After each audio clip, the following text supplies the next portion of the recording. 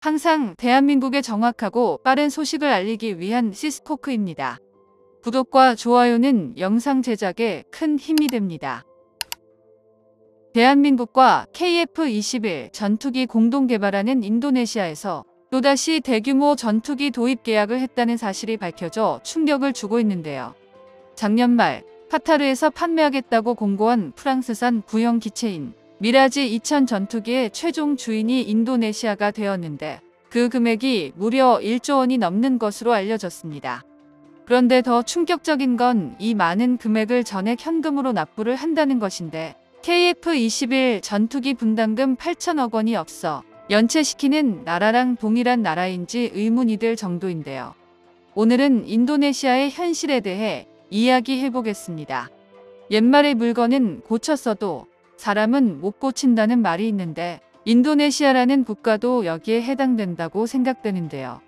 인도네시아 언론에서는 프라보워 국방부 장관이 주관한 차세대 전투기 도입 사업인 프랑스산 라팔 전투기 40여 대 계약을 체결했다고 대대적으로 홍보를 했었는데 이번에 추가로 2차 도입 물량까지 수조 원에 이르는 대금을 전액 현금으로 지급한다고 발표했습니다. 거기다 카타르에서 1990년 후반에 도입한 동일한 프랑스산 전투기인 미라지 2000 전투기 12대까지 추가 도입에 성공했다고 보도를 했는데요. 인도네시아 국민들도 깜짝 놀랄 만큼 큰 금액을 전투기 도입 사업으로 펑펑 쓰고 있습니다. 특히 카타르가 운영한 중고 미라지 전투기 도입 사업은 작년 말부터 인도네시아 프라보워 국방장관의 지시로 본격화되었는데 인도네시아 하원에서는 기술 이전과 중고 장비 획득에 대한 자국 내 관련법을 위반할 소지가 있다고 거부했지만 프라보워 장관의 강력한 의지로 인해 최근 카타르에서 퇴역한 미라지 2000 전투기 중고 도입을 성사시켰는데요. 카타르발 중고 미라지 전투기는 사실 프랑스와 독일에서도 도입 의사를 밝혔는데 프랑스의 경우 본인들이 수출한 기체를 다시 수입하는 이유가 러시아와 전쟁을 벌이고 있는 우크라이나에 지원하기 위해서 저렴한 금액으로 수리 및 개량을 통해 러우 전쟁에 투입시킬 요령이었습니다. 그러나 인도네시아에서 프랑스와 독일이 예상한 금액보다 훨씬 더 많은 금액을 카타르의 제시에 낙찰받았는데 그 금액이 무려 7억 3,300만 유로, 한화로 1조 150억을 납부한 것인데요. 이런 막대한 금액을 사용한 데에는 두 가지 이유가 존재합니다. 첫 번째는 인도네시아 국방부에서 도입하기로 한 라팔 전투기는 프랑스에서 도입하기 전 전투기 운영에 필요한 기반 인프라를 갖추고 있니 공군이 프랑스제 항공기에 익숙해지기 위해서라고 밝히고 있는데요. 라팔 전투기 도입을 추진하면서 인도네시아는 막대한 금액을 들여가며 기존에 있던 기반 시설을 프랑스 전투기에 맞도록 변경하며 또다시 대규모 자금을 지출하고 있습니다.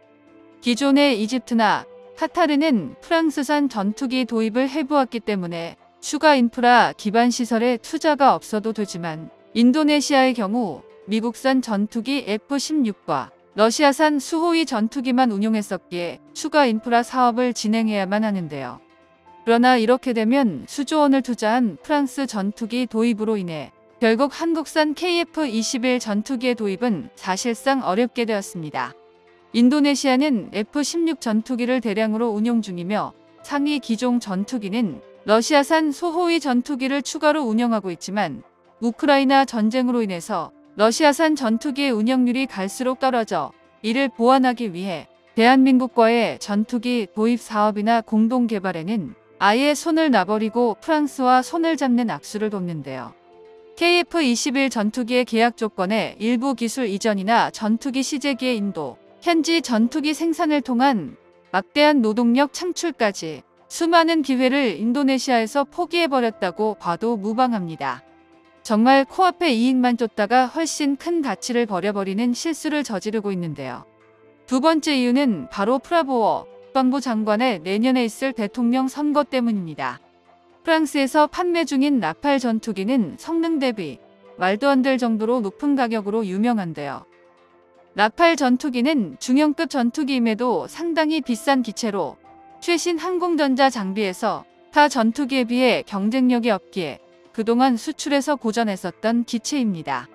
전투기의 기본 가격만 해도 1,500억 원 이상인데 관련 인프라와 정비 부품 등을 합친 프로그램 추가 비용까지 합산한다면 한 대당 3천억 원까지 치솟는 것으로 알려져 미국산 전투기에 비해 1.5배 이상 높은데요. 게다가 중형급 전투기로 레이더와 항공전자 장비 측면에서도 미국산 전투기에 비해 많이 뒤처지기 때문에 미국에서 첨단 전투기 도입과 운영이 가능한 국가들은 굳이 라팔 전투기를 도입할 이유가 없습니다. 미국산 전투기는 돈만 주면 구입할 수 있는 전투기가 아니기에 정치적으로 무기 수출 금지가 이뤄져 미국산 무기를 구입할 수 없는 인도나 이집트, 카타르 등에서 프랑스산 전투기 수요가 있는데요. 그런데도 인도네시아 국방부가 프랑스산 전투기를 구매한 데는 바로 전투기 판매 후 일정 부분 수수료 명목으로 뒷돈을 챙겨받기 때문입니다. 중동에서 프랑스산 무기가 많이 판매되는 것도 실권자들에게 일정량의 수수료를 보장해주기 때문이며 중동 국가가 도입하는 무기 도입 비용은 일반적으로 훨씬 더 높은 경우가 많은데요. 특히 인도네시아에서 내년 2월 대선을 앞두고 있는 프라보워 국방장관이 선거를 위한 경비를 축적하기 위해서 전투기 도입 사업을 이용하고 있다는 분석이 외신을 통해 나오고 있습니다. 거기다 이번에 카타르에서 인도네시아와 미라지 전투기를 중개한 업체는 인도네시아 국방장관인 프라보워 장관과 밀접한 관련을 맺고 있는 것으로 알려져 있는데요. 문제는 프랑스 역시 KF-21 전투기가 개발 완료하는 2026년까지 라팔 전투기를 판매하기 위해 온갖 방법을 다 동원하고 있습니다. 라팔 전투기의 경우 KF-21 전투기와 비교하기도 민망할 정도로 A사 레이더부터 전투기 기체 형상까지 어느 하나도 상대하기가 어려운데요. 프랑스 역시 이 사실을 잘 알고 있기에 전투기 판매에 엄청난 로비를 통해 마지막 불꽃을 태우고 있습니다. 결국 인도네시아는 공동개발 국가로서 이번 달 말까지 분담금 납부에 대해서는 당연히 어려움을 이야기할 것이며 국가 간 공동개발에 퇴출되는 수순이 될 것으로 보이는데요. 프라보워 국방부 장관이 내년 대통령 선거까지는 사실상 분담금 납부는 힘들 것이며 설령 대통령 선거에 프라보워가 된다고 하면 공동개발은 물거품이 될 가능성이 높습니다. KF-21 전투기는 현재 잠정 전투용 적합 판정까지 획득하였고 양산을 위한 준비에 들어가면서 사실상 블록1의 개발은 완료가 됐다고 보면 되는데요.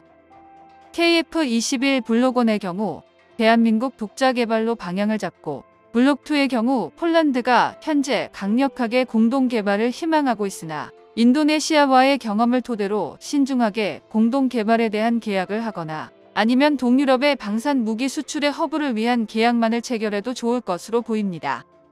정보가 도움되셨다면 구독과 좋아요 부탁드립니다. 이상 시스코크입니다.